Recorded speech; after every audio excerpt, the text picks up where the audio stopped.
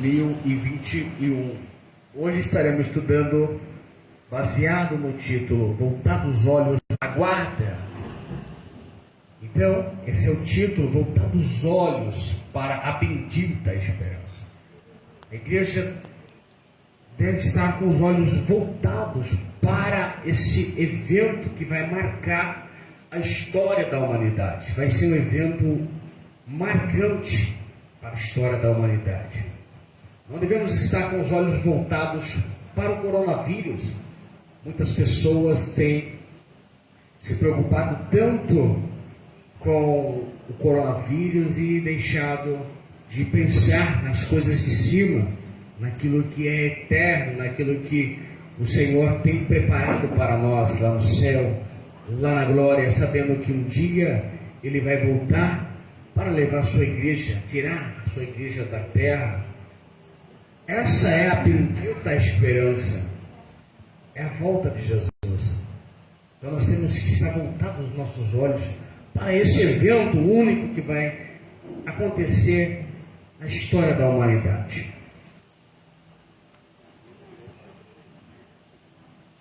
Vamos aqui adentrar na introdução desta lição. A expressão bendita esperança se refere à segunda vinda de Cristo, que é a esperança da igreja desde que Jesus retornou ao céu. Essa expectativa vem aumentando à medida que o tempo vai passando.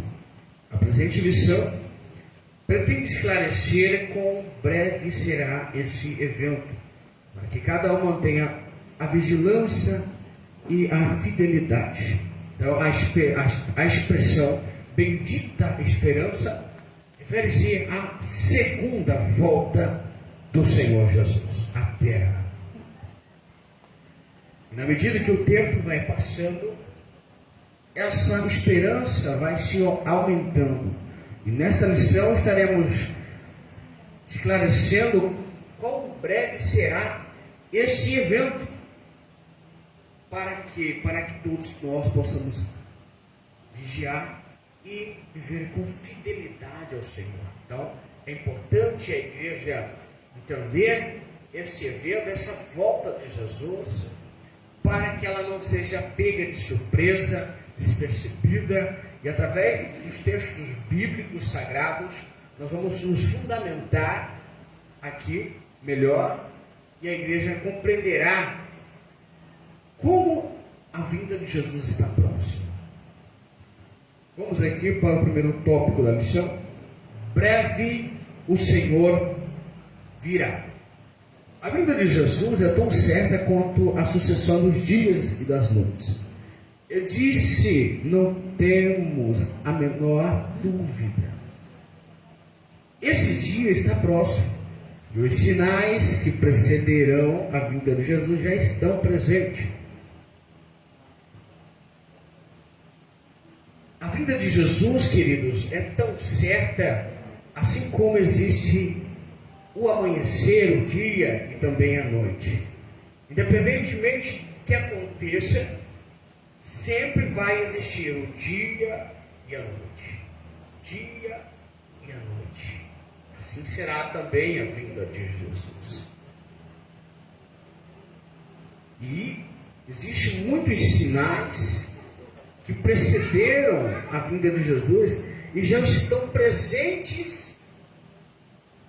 A gente percebe, a gente evidencia alguns fatos que é muitas vezes informado pela mídia, pelos jornais, eventos que vêm ocorrendo, catástrofes, sinais que o próprio Jesus disse que iria acontecer antes da sua vinda. E a gente vemos esses sinais se cumprindo, essas profecias se cumprindo de forma literal, de forma clara, que todos possam compreender que Jesus, ele dizia de fato aquilo que ele tinha sabedoria, ciência.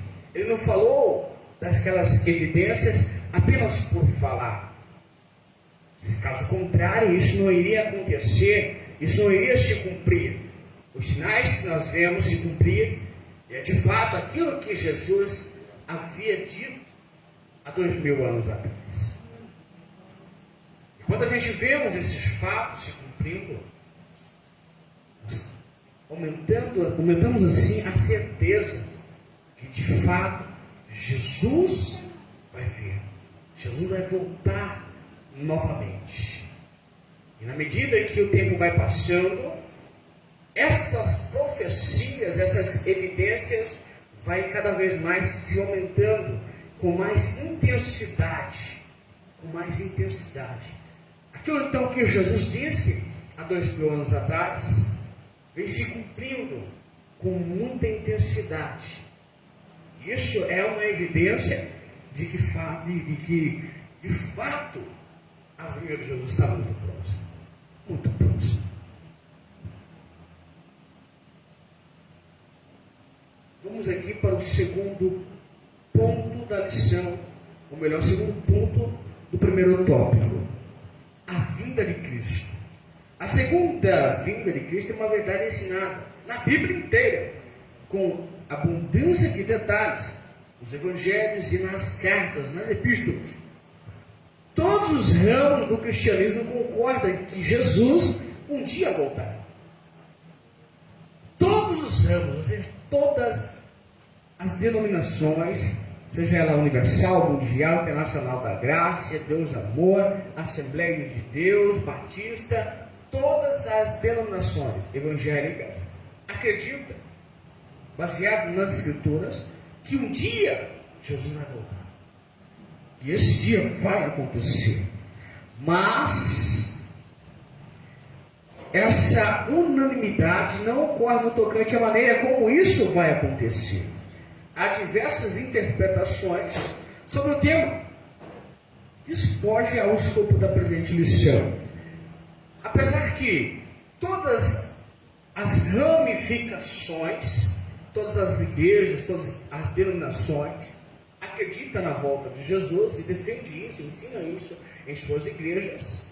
Portanto, nem todas há uma concordância acerca de como essa volta será. Existem diversas interpretações sobre o assunto. De acordo com o que o comentarista disse, esse tema foge ao escopo da lição, ou seja, esse não é um objetivo para ser falado na lição, sobre as diversas interpretações ou linhas de pensamentos que existem. Mas eu quero destacar alguns pontos aqui para que a igreja possa definir a linha de pensamento em que a igreja Assembleia de Deus, Ministério de Belém, acredita, defende a nossa base acerca dessa volta de Jesus. Mas primeiro eu quero perguntar aos irmãos, como é que os irmãos veem a volta de Jesus? Como é que os irmãos acreditam acerca da volta de Jesus? Que Jesus voltará antes da tribulação, no meio da tribulação para arrebatar a sua igreja, ou depois da grande tribulação? Como é que a igreja acredita acerca disso?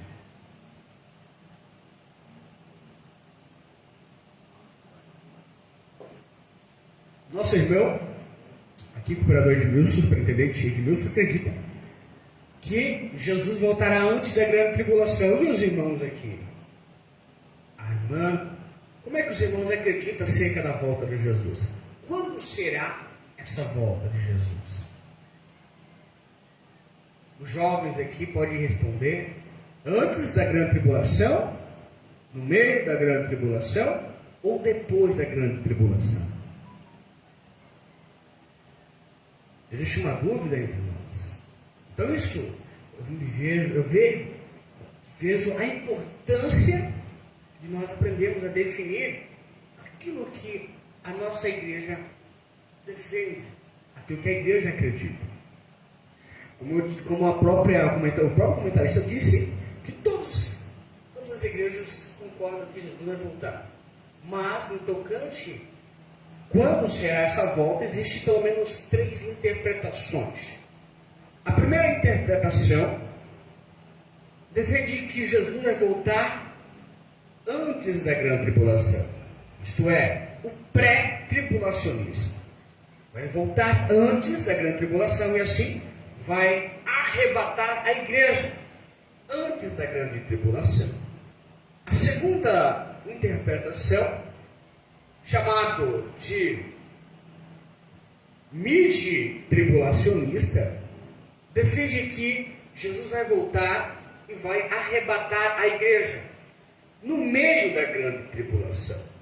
E outra linha de pensamento defende que a igreja vai passar pela grande tribulação e Jesus voltará no final da grande tribulação para arrebatar a igreja. Então, existem essas 3 linhas de pensamentos.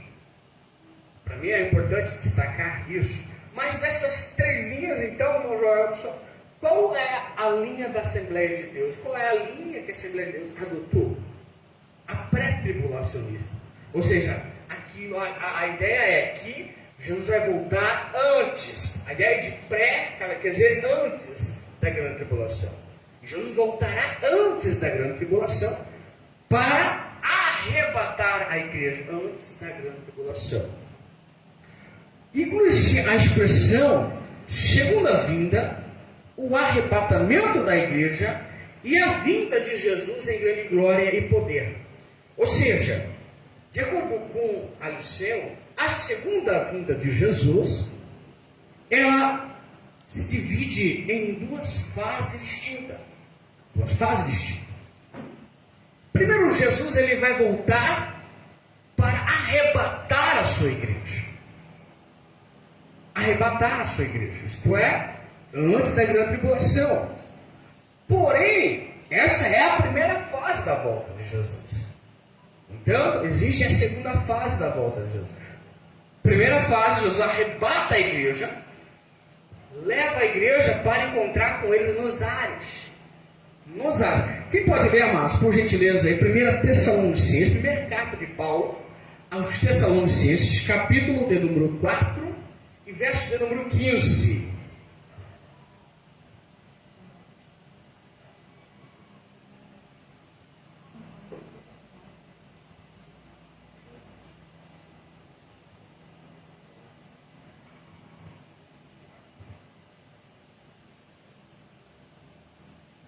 Quem encontrou pode ler.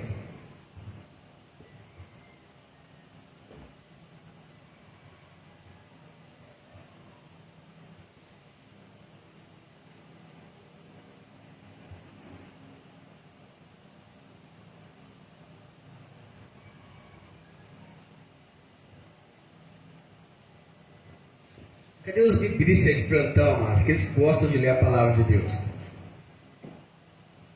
Eu vou ler aqui para a igreja aqui, o que diz. Primeira carta do apóstolo Paulo, no capítulo 4, no verso de número 15.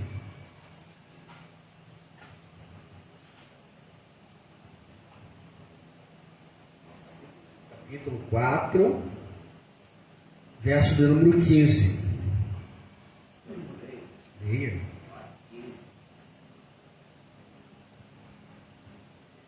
Dizemos, vós, pois isto pela palavra do Senhor, que nós, os que ficamos vivos para a vinda do Senhor, não precederemos os que dormem.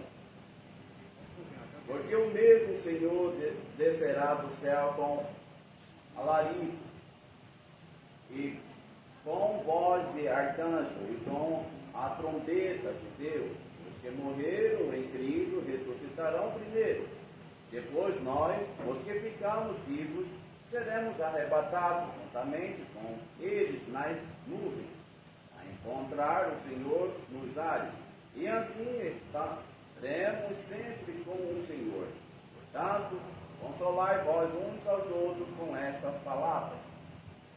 Aqui nós vemos que a igreja ela será arrebatada e encontrará com o Senhor nos ares, ou seja, no céu, não nas mansões celestiais, no ar, literalmente, nas nuvens. A igreja será arrebatada em uma rapidez imensa. Alguns estudiosos vão dizer que são 3 milésimos de segundo. Paulo, para a igreja de Corinto, ele vai dizer que será num abrir e fechar de olhos. Olha para o seu irmão, você percebe ele pisca, você percebe a velocidade que ele pisca os olhos? É mais ou menos isso. É nessa velocidade que o arrebatamento vai acontecer. Então será algo muito rápido, de forma violenta. Por exemplo, imagine que eu estou aqui com o microfone,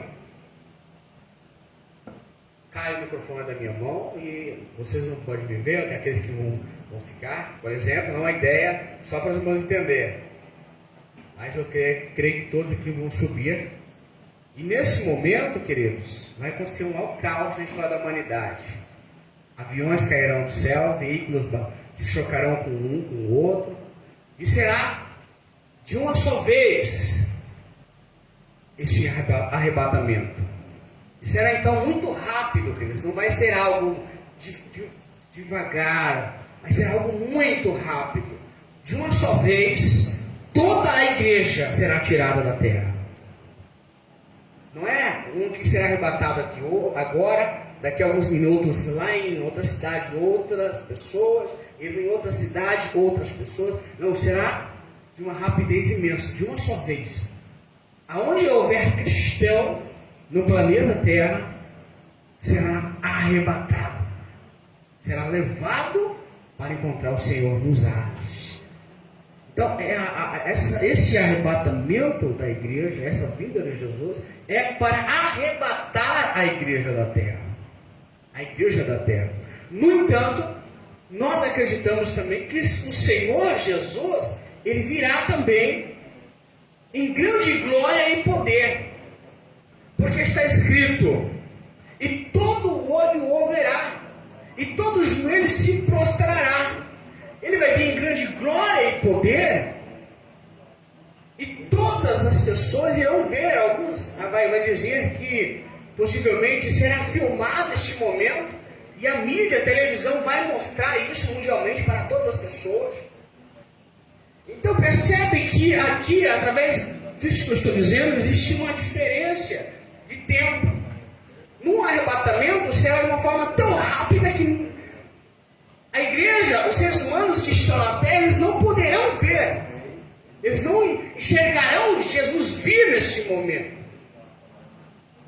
São 3 milésimos de segundo. Muito rápido. Portanto, na volta de Jesus em grande glória e poder, todo olho o verá.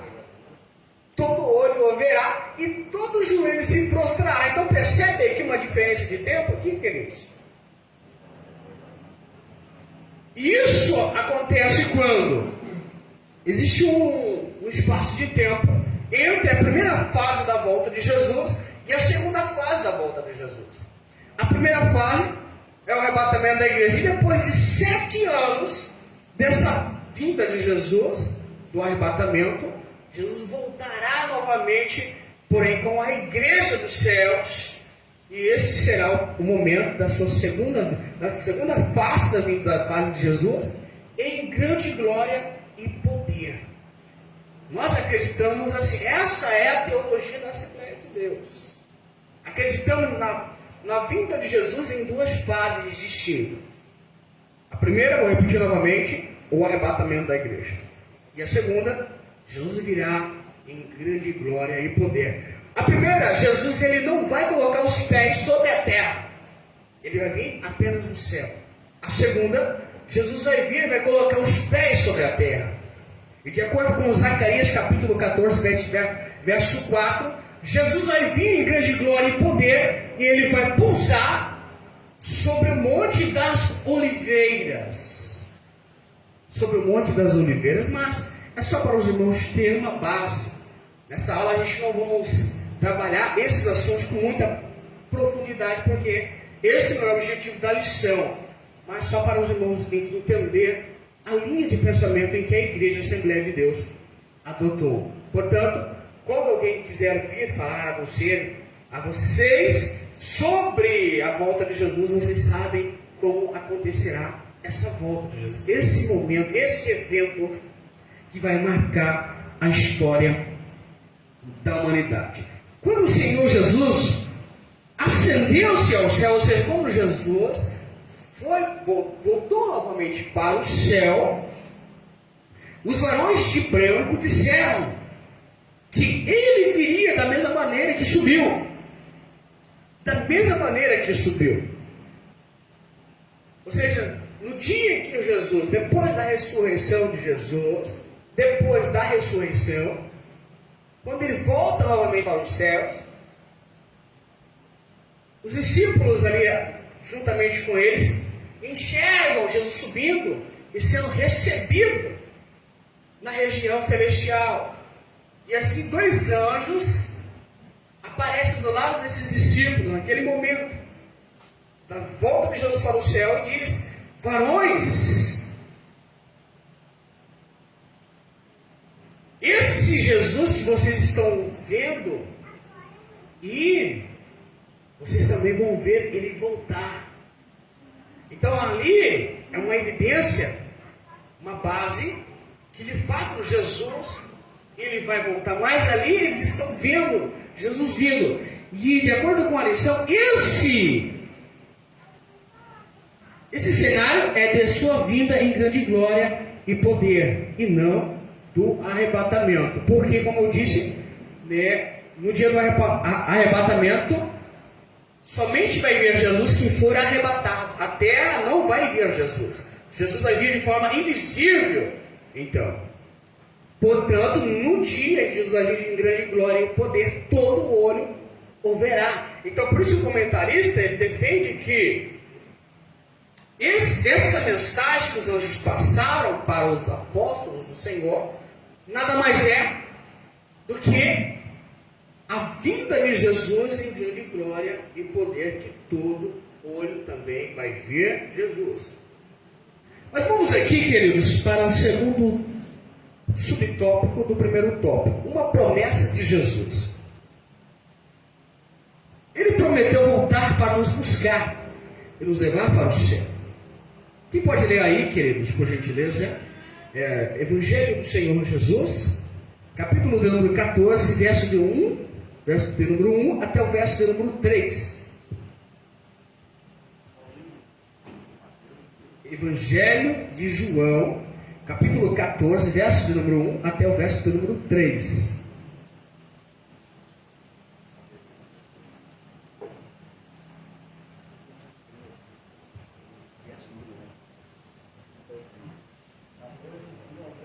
Isso. Não se turbe o vosso coração. Credes em Deus, crede também em mim. Na casa de meu pai há muitas moradas. Não fosse assim, eu vos teria dito, pois vou preparar-vos lugar. Se eu for e vos preparar lugar, virei outra vez e vos levarei para mim mesmo, para que onde eu estiver, estejais vós também. Essa é uma promessa de Jesus, dizendo que ele foi preparar lugar para nós. Portanto, ele viria outra vez. Ou seja, ele vai voltar novamente. Vai voltar. O próprio Jesus dizendo isso, prometendo isso para os seus seguidores, para a igreja dele. E ele vai voltar depois de ele ter preparado o lugar para nós. Para quê? Para que onde ele estiver, nós estejamos também. Isso que o Senhor Jesus Cristo diz. Então ele preparou o lugar, volta novamente e leva a igreja para onde ele estiver. Nós vamos estar também juntamente com ele. Juntamente com ele. Então essa promessa é uma promessa verdadeira. É uma promessa verdadeira. Isso fala sobre o arrebatamento da igreja. Isso fala acerca da sua vinda. Então temos aqui uma base para afirmar que de fato Jesus vai voltar. Ele deixou isso claro nas Escrituras Sagradas. Tem muita gente que diz, mas por que Jesus não voltou até hoje? Já se passou tantos anos, e até hoje Jesus não voltou. Mas Ele vai voltar. Ele prometeu. E Deus, o Senhor Jesus, não é homem para que minta, e nem filho do homem para que se arrependa. Se Ele falou, Ele vai cumprir. Tudo que está escrito nas Escrituras, no Antigo Testamento, acerca da pessoa de Jesus, 97% se cumpriu na íntegra. Na íntegra. Não é à toa que nós vamos ler o Evangelho de Mateus, e Mateus vai fazer pelo menos 19 citações do Antigo Testamento, dizendo: isso aconteceu para que se cumprisse o que foi dito da parte do profeta fulano de tal. Diversas profecias acerca da vinda de Jesus, de fato vimos que se cumpriu. Tudo que foi predito se cumpriu acerca da volta de Jesus, acerca da vinda melhor de Jesus. E também nós acreditamos que da mesma forma que todas as profecias se cumpriram, está se cumprindo acerca da volta de Jesus, isso também vai se cumprir, né? Isso também vai acontecer. Mas parece que antes do Pentecostes, os discípulos ainda não tinham a compreensão exata da vinda, pelo que se pode observar na pergunta dos discípulos: Senhor, restaurarás tu neste tempo o reino a Israel? Talvez estivesse ainda pensando num reino físico, político, que era o pensamento dominante de Israel. Olha só, queridos, na época, esse de fato era o pensamento dominante. Os discípulos aqui, eles não muito preocupavam com salvação da alma. Os homens da época não se preocupavam tanto com salvação da alma, mas eles se preocupavam apenas com o poder do governo elevado, que Israel fosse colocado no topo das nações e assim dominasse tudo, e não fosse servo ou dominado por algum poder político. Na época, quem dominava aquela região, Israel, e todo aquele império, melhor dizendo, Roma. Roma foi um governo que dominou toda a terra em seu tempo. E eles esperavam que Jesus fizesse algo por eles. Jesus tirasse os romanos do poder e colocasse Israel no poder. Essa é a mentalidade deles. Eles esperavam que Jesus viesse montado num cavalo branco, entrasse em Israel. Percebe que Jesus, ele não entrou no cavalo branco, mas ele entrou em um jumentinho em Jerusalém, e ele foi saudado, recebido ali de uma forma maravilhosa. Porém, depois disso, as mesmas pessoas que receberam Jesus, bem, eles disseram: crucifique-o, crucifique-o. Por quê? Porque eles passaram a entender que Jesus, ele não ia travar uma guerra contra o Império Romano. Eles esperavam um rei político que fizesse isso, que guerreasse pelo seu povo e tirasse Roma do poder e colocasse Israel no topo. Então eles estavam equivocados com o propósito de Jesus naqueles dias ali. Lembramos de Judas Iscariote, por exemplo? O que Judas Iscariote fez? Traiu Jesus. Não, por que Judas Iscariote traiu Jesus? Porque eles esperavam que Jesus fizesse algo contra o Império Romano. Eles esperavam que Jesus iria fazer isso, mas ele estava impaciente. Então ele queria forçar Jesus a agir. E o que ele fez? Ele esperou uma oportunidade. Jesus estava sendo perseguido. Então Judas foi lá e disse para os religiosos aonde é que Jesus estava, entregando Jesus por 30 moedas de prata. Traiu Jesus. Mas a intenção dele não era apenas trair Jesus, mas ele queria ver Jesus agir em favor daquela nação, em favor daquele povo. Então ele queria forçar Jesus a agir. Na mente dele, Jesus iria agir. ia destruir aquele poder e ia estabelecer um novo reino naquela região. E assim Israel estaria no topo das nações. Então ele pega e traz Jesus. E quando ele percebe que Jesus ele não ia travar uma batalha contra os romanos, ele entrou em pânico, ele entrou em depressão. Pegou as moedas, levou novamente para o templo, e ele lançou as moedas diante daqueles religiosos ali, e disse que ele ia trair sangue inocente. A partir daquele momento, então, ele foi se enforcar. Por quê? Porque ele se equivocou acerca daquilo que de fato Jesus iria fazer naqueles dias.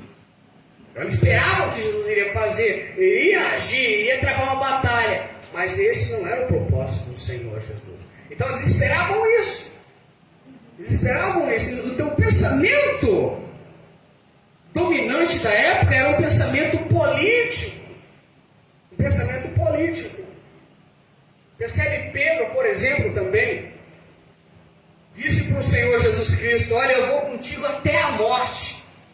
E de fato, ele iria mesmo. Por quê? Quando chegaram soldados romanos, religiosos ali para prender Jesus, o que é que Pedro fez? Sacou da espada e lançou a espada sobre a cabeça do soldado romano. A intenção dele era rachar a cabeça daquele soldado, mas pegou na orelha daquele soldado, em que Jesus restituiu a orelha daquele soldado novamente. Então é essa mentalidade que os homens daquela época tinham. Mas Jesus falou: Pedro, guarda a espada, quem pega com a espada também com a espada será ferido, em outras palavras dizendo. Então, queridos, os discípulos não estavam entendendo isso antes do Pentecostes. Os servos do Senhor não estavam entendendo isso antes do Pentecostes, mas eles ansiavam por isso. Ansiavam por isso. Mas Jesus os corrigiu por duas razões principais, dizendo: o dia e a hora dessa bendita esperança é exclusivamente do Pai. Exclusivamente do Pai. Está fora do radar humano. A restauração do reino de Deus não é só para Israel, de acordo com a lição, mas para todos os povos. Todos os povos. Israel esperavam que, muitos deles esperavam que somente Israel estaria, seria a nação abençoada por Deus. Eles viam isso como, de fato, era o povo abençoado, o povo escolhido. Eles olhavam e viam que só Deus olhava somente para eles, que dava atenção somente para eles, queria abençoar somente esta nação. Mas, de acordo com a promessa abrâmica, a promessa que Deus fez para Abraão, dizendo para Abraão que nele seria bendita todas as famílias da terra. Ou seja, de Abraão veio Isaac e Jacó. E Jacó, o nome foi mudado para Israel, de onde veio as 12 tribos de Israel, que hoje é o Israel lá. Que foi dividido em estados. Os nomes dos filhos de Jacó foi dado para os estados de Israel hoje lá. Então, queridos, esperavam isso. Portanto, a promessa é muito mais abrangente. Ela não é somente para a restauração de Israel, e sim para toda a humanidade, para todas as nações. Bendito, ou seja, abençoada será as nações em Abraão. E não é à toa que Abraão é conhecido como o pai da fé. Então, queridos, mas, de acordo com a lição, não cabe ao homem entender isso. Apesar que existem muitas evidências da volta de Jesus, portanto, não existe uma evidência quando será esse dia. Quando será o mês? Que horas Jesus virá? Então será em qualquer momento a volta de Jesus, que vai vir para arrebatar a sua igreja. Então vamos aqui para o terceiro tópico, ou melhor, terceiro subtópico do primeiro tópico ainda. O dia que se aproxima. Sabemos que a vinda de Jesus está próximo pelos sinais claros que o Senhor Jesus nos deixou. Pregamos por toda parte que Jesus breve vem. E essa mensagem está em nossos hinos congregacionais, nos diversos cânticos inspirados das Escrituras. Existe aquele hino, né? Breve virá, breve Jesus voltará. Hinos na nossa harpa. Você percebe que os cristãos, desde o começo da igreja, Assembleia de Deus, tem isso, acredita-se nisso, tanto que escreveram diversos hinos, né? Na nossa harpa, por exemplo, tem vários hinos que falam acerca da volta de Jesus. Assim também como nosso irmão cantou aqui, o hino de número 547, não é esse, meu irmão? Que diz assim, na estrofe: o rei está voltando, o rei está voltando, a trombeta está soando, para os santos transladar. Hinos na harpa cristã, hinos belíssimos, que nos faz lembrar a volta de Jesus. Mas nesse dia se aproxima, né, querido? Esse dia se aproxima, essa volta de Jesus se aproxima.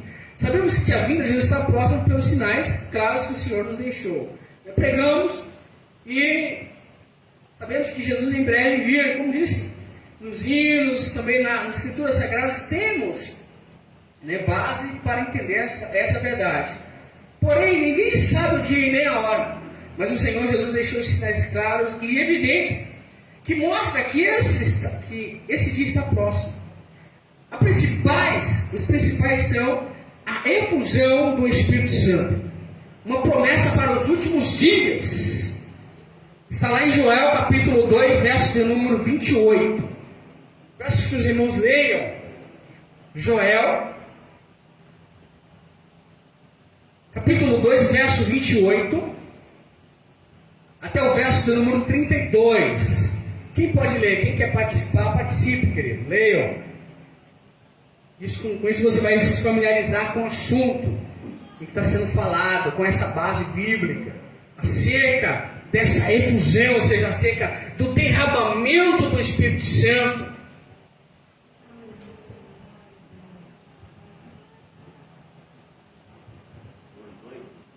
Isso. Joel 2, 28 ao 32.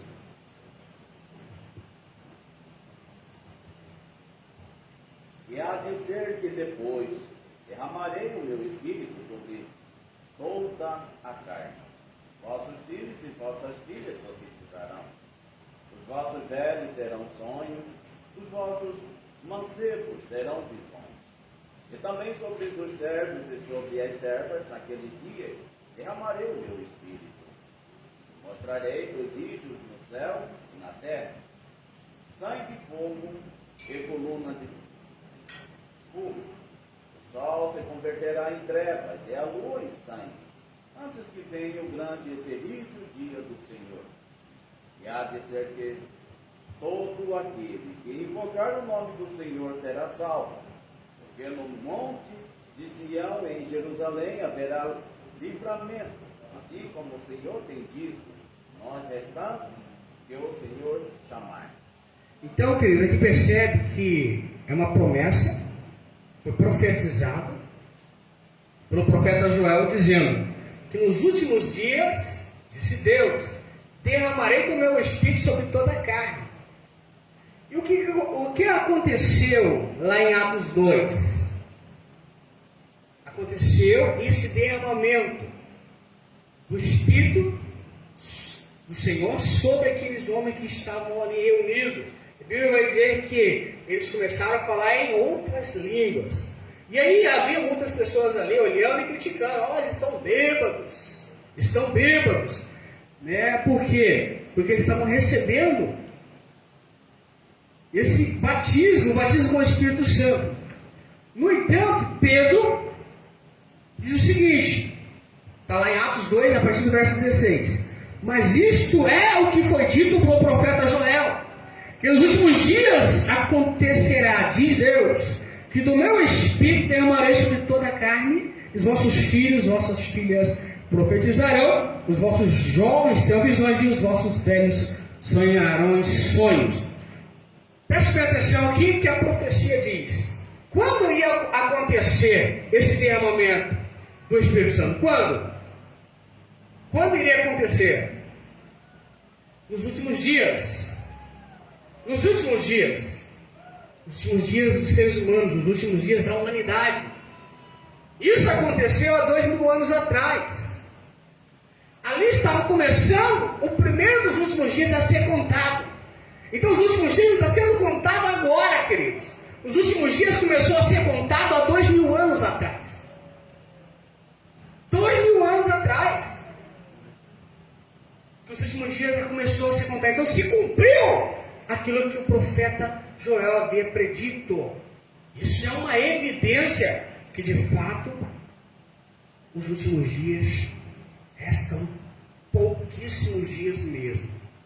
Já estamos no final, nos últimos segundos, melhor dizendo, da história da humanidade.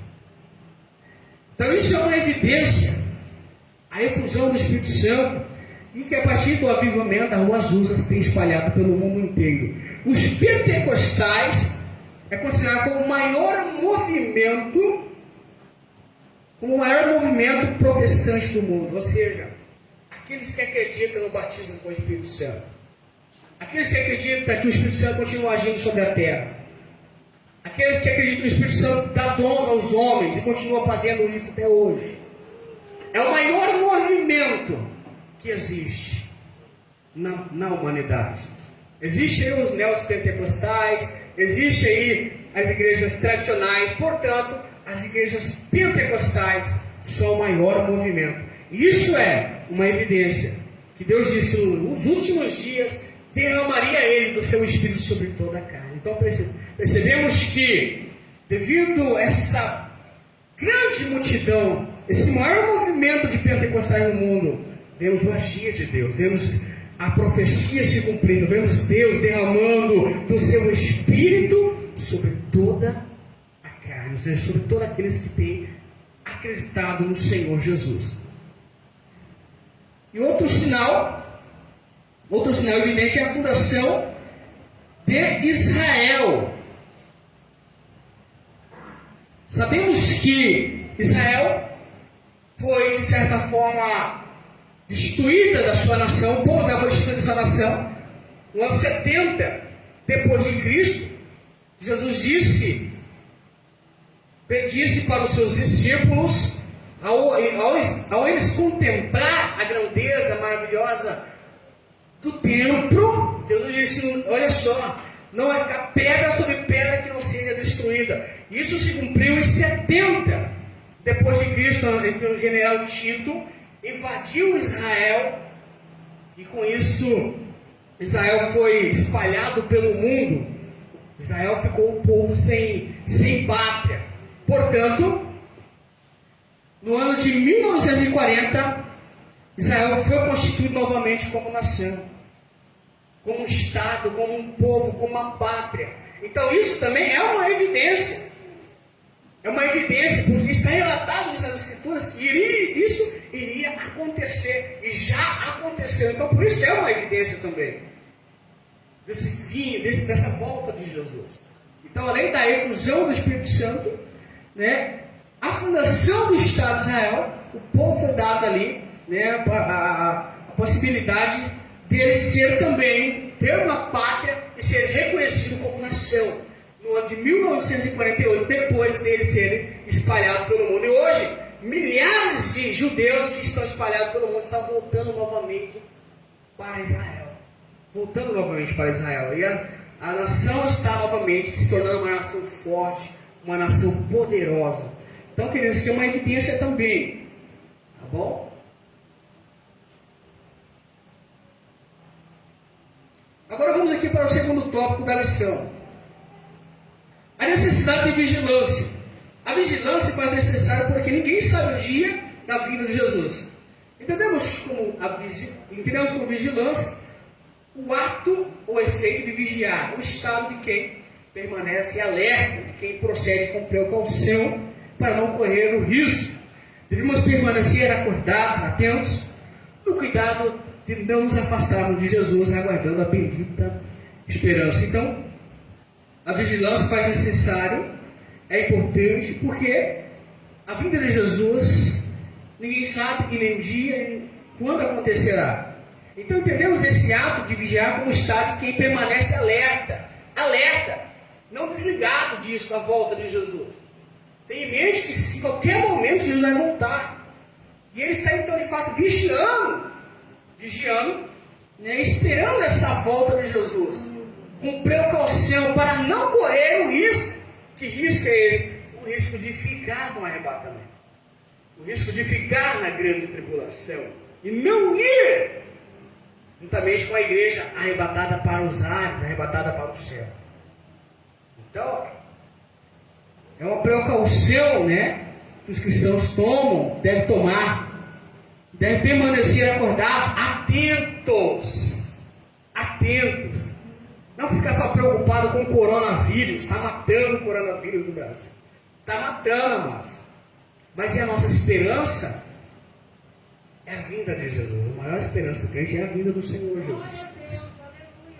Independentemente de tudo que aconteça, queridos, de tudo que aconteça, nós devemos ter isso em mente. Não ficar preocupado. Sabe por quê? Se nós formos ao pé da letra entender o que o apóstolo Paulo disse, nós vamos receber a morte com alegria. Se o coronavírus vai entrar na nossa casa, amém. Se eu vou morrer de coronavírus, amém, do mesmo jeito. Sabe por quê? Olha só o que o apóstolo Paulo diz: o viver para mim é Cristo, e o morrer é lucro. O que o apóstolo Paulo está dizendo? O viver para mim é somente em Cristo. Porém, eu sei que se eu morrer em Cristo, eu não vou perder nada. Eu estou lucrando com isso. Eu estou lucrando com isso. É lucro para mim. É lucro. Então, queridos, não devemos temer não, isso não. Nossa maior preocupação tem que ser a volta. Estamos atentos, vigiando, para não ficarmos no arrebatamento. Não podemos esquecer disso. Essa é a bendita esperança da igreja.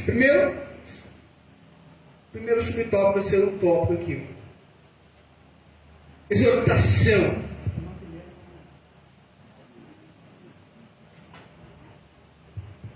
Exortação à vigilância. O Senhor Jesus nos exortou com muita ênfase sobre a necessidade da vigilância.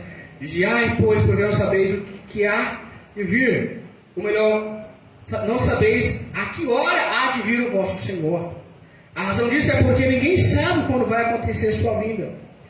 Essa era também a preocupação dos ensinos dos apóstolos.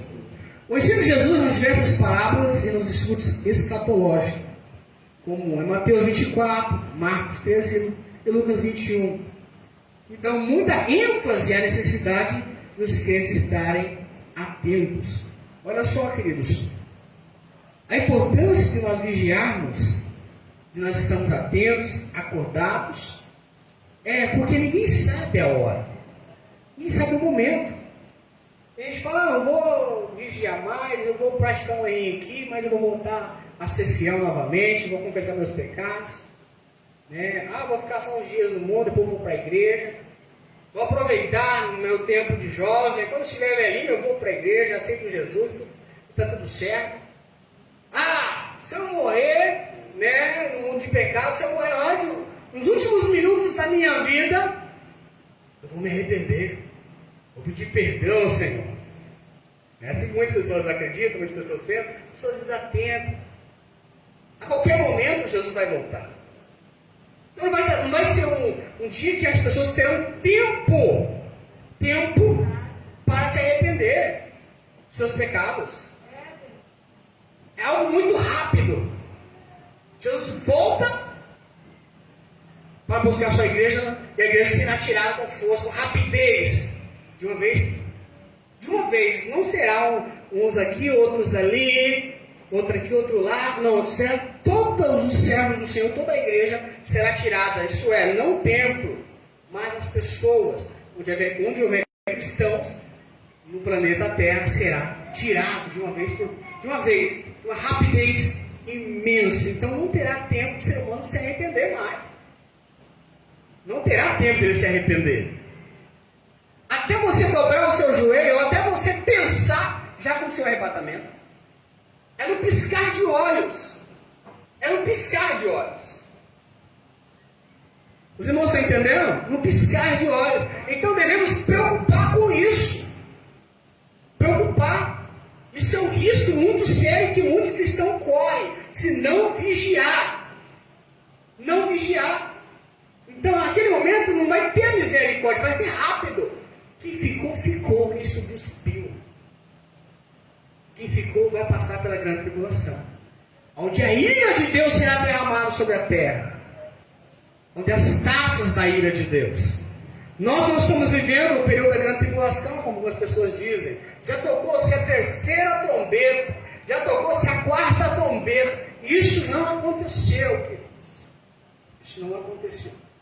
Isso será no período da grande tribulação, em que Deus irá derramar a ira dele sobre a humanidade.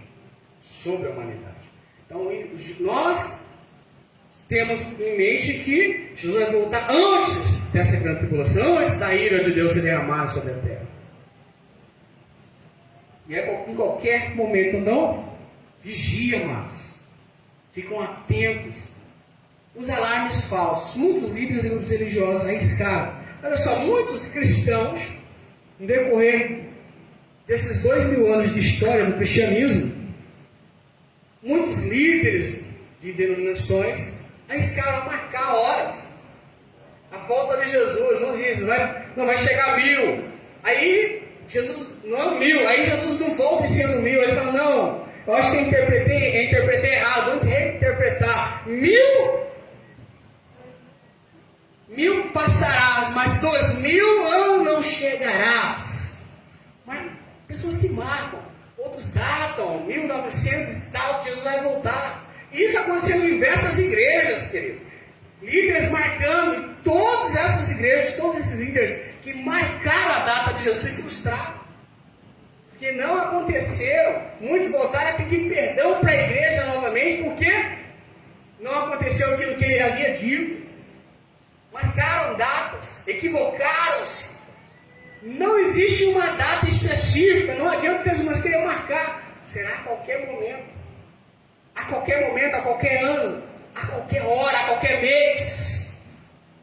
Pode ser hoje, agora. Pode ser agora, mas muitos falsos líderes aí, muitos falsos alarmes que surgiram na história da humanidade, fez que muitos se equivocaram e se frustraram. Muitos religiosos, membros de igrejas, quando ouviram falar dessa volta de Jesus, quando foram marcados, venderam propriedades. Venderam seus bens. Muitos deles pegou tudo, deu aos pobres. Jesus não voltou. Jesus não voltou. E aí ficaram frustrados. Muitos ficaram pobres. Muitos ficaram indignados. Porém, como eu disse, queridos, a data de Jesus ninguém pode marcar. Não há uma data específica dentro da Bíblia Sagrada. Nem a teologia consegue fazer isso. Nem os teólogos conseguem marcar a data. Jesus disse: aquele dia e a hora ninguém sabe. Nem os anjos, nem o Filho, somente o Pai.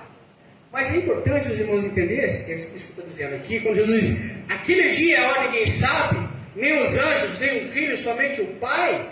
Ele não estava dizendo, Jesus não estava dizendo, usando os seus atributos divinos, que é, por exemplo, um atributo, a onisciência. Se Jesus usasse a onisciência para falar acerca dessa volta, ele saberia a data, porque Jesus ele é um ser divino, ele é Deus. E como Deus, ele sabe o dia e a hora.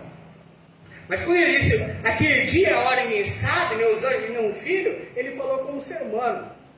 E tem muitos aí usando esse versículo para defender que Jesus não era divino, que Jesus não foi um ser divino, que Jesus não é Deus. E com isso ele descaracteriza a doutrina da Trindade.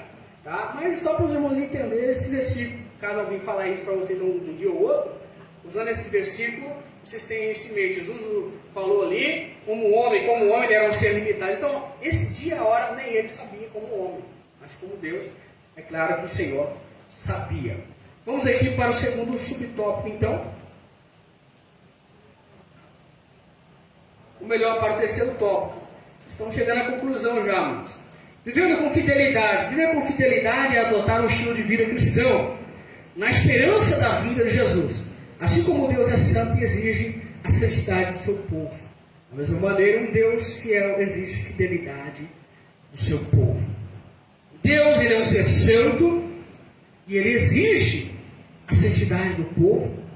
E da mesma forma, ele exige que o seu povo, que os seus seguidores sejam fiéis. É importante entendermos que existe um reino, o reino de Deus. Nós somos os súditos desse reino. Ser fiel a Deus é obedecer a sua palavra, é obedecer os seus mandamentos, é obedecer aquilo que ele deixou como doutrina para a igreja. Isso é ser fiel a Deus. É ser fiel, é cumprir as escrituras, é andar em santidade, é fazer a vontade de Deus e não a nossa. Isso é ser fiel a Deus. Isso é ser fiel. Definição: fidelidade é a qualidade de ser cheio de fé, característica do que é fiel, leal. Os termos fidelidade, verdade, lealdade pertencem ao mesmo campo semântico na Bíblia. Seja o Senhor entre nós testemunha da verdade e fidelidade, mostrando toda a boa lealdade. Fidelidade é uma demonstração de fé, lealdade, respeito, constância nos compromissos assumidos. Ou seja, fidelidade é uma demonstração de fé em Deus. Quando nós agimos com fidelidade, quando nós fazemos algumas obras, mas com fidelidade a Deus, tudo o que nós fazemos com fidelidade a Deus é porque nós acreditamos na existência do Senhor. Acreditamos que de fato nós estamos agradando a Ele. Fazemos obras que de fato é algo pão aos olhos do Senhor. Então temos em mente que nós estamos agradando, temos fé em Deus, né? Então fidelidade é uma demonstração de fé. Quando nós somos fiel, é porque nós estamos sendo fiel a quem? A Deus. Então nós estamos tendo fé, nós cremos em Deus, acreditamos naquilo que Ele disse, nas suas palavras, nos seus ensinamentos, na sua doutrina. E assim agimos com lealdade, né? Respeitando a Deus, tendo compromissos com o Senhor. Vamos aqui então, queridos, para o segundo parágrafo: a fidelidade de Deus. A verdade é um dos atributos morais de Deus, do qual reflete outras perfeições divinas, dentre as quais a fidelidade. Deus é um ser fiel. A fidelidade de Deus é grande e expressa uma absoluta confiança, cuja ideia é de firmeza. Assim como Ele cumpriu a promessa da vinda do Salvador do mundo, de igual modo a segunda vinda de Cristo podemos considerar como um fato incontestável. Ou seja, Deus, Ele é fiel. Ele é fiel porque tudo que Ele disse na sua palavra, tudo que Ele usou os profetas do Antigo Testamento, profetizando acerca do futuro, acerca da volta da vinda de Jesus a esse mundo, tudo se cumpriu. Isso aqui é um exemplo de fidelidade de Deus. Tudo que Ele fala, Ele cumpre. Tudo que Deus promete, Ele cumpre. Isso é um ato de fidelidade. Ele é fiel. O Senhor é fiel. Essa é uma característica. Isso reflete perfeições divinas do Senhor. E assim como o Senhor, Deus também disse, usando os vasos, os servos do Senhor, os profetas do Antigo Testamento, profetizando acerca da vinda de Jesus, cumprindo tudo isso, e de igual modo a segunda vinda de Cristo também podemos considerar como um fato incontestável. Vai acontecer. O Senhor Deus vai cumprir também. Tudo que está escrito vai acontecer. Independentemente do que as pessoas dizem, independentemente do que algumas pessoas vão contra, vai acontecer. Independentemente de eu e você não querer que aconteça, porque muitas pessoas não querem deixar a terra, querem ver na terra, Ainda mais quando estão vivendo na bonança. Querem viver na terra, querem desfrutar do melhor da terra. Não quer que Jesus volte. Vai acontecer. Vai acontecer, Senhor. Deus vai cumprir a sua palavra. A fidelidade como virtude cristã. Os atributos morais de Deus são aqueles cuja ressonância e reflexões são vistos nas criaturas humanas. A fidelidade é uma das virtudes cristãs proveniente do Espírito Santo, proveniente do Espírito na vida do crente. Ou seja, são fruto que o Espírito Santo gera em nós, a fidelidade. Pedimos então que o Espírito Santo possa agir em nossas vidas. Se nós nos sentimos frágeis, se nós nos sentimos incapazes de ser fiel a Deus, nós pedimos para que o Espírito Santo nos ajude, que Ele gere em nós esse fruto, essa característica, que Ele faça destacar isso em nós. Por quê? O Senhor Deus, Ele criou o homem à sua imagem e à sua semelhança. E a fidelidade é uma das características de Deus que existe no ser humano. Mas devido ao pecado original, devido à queda de Adão, todos os seres humanos herdou a depravação total, se tornando assim corruptos em sua natureza, que inclina-se para fazer aquilo que é errado. O ser humano é natural dele pecar. Ele não é pecador porque ele somente pratica o pecado, ele é pecador porque ele já nasceu assim. Então, nós precisamos que o Espírito Santo ajude-nos. Ajude a você ser fiel a Ele, ser leal a Ele. Pede para que o Espírito Santo, então, dá essa capacidade, gere em você, faz que esse fruto se destaque na sua pessoa, para que assim você possa ser fiel a Ele. Vamos aqui, queridos, para terminar a lição, para a conclusão já, para que a gente possamos ganhar tempo. Os irmãos têm alguma pergunta até aqui, queridos? Alguma dúvida entre nós aqui? Nenhuma pergunta, nenhuma dúvida? Todos estão compreendendo a aula? Sim ou não?